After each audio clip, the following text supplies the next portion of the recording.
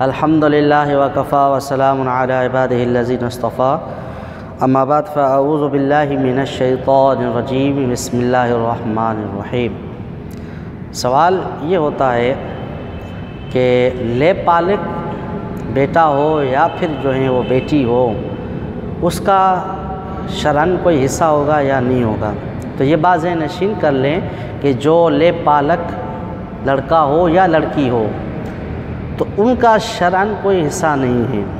یعنی وہ شرعی اعتبار سے جس طرح ذوی الفروض اور دوسرے ورثاء جو ہیں وہ وارث بنتے ہیں، اس طریقے سے لے پالک جو ہیں اس کا کوئی حصہ نہیں ہوگا۔ ہاں اگر جو مورث ہیں میت کے ساتھ اس کی کوئی اور بھی رشتہ داری ہے، مثلا وہ بھتیجا ہے یا چچا زاد بھائی ہے، تو اس صورت میں جو وہ اسباب بنے گا وہ وارث اٹھائے گا، یہ ایک الگ اعتبار سے ہے، لیکن بے اعتبار لے پالک کے اس کا کوئی شرعاً حصہ نہیں ہے۔ اب اگر مورث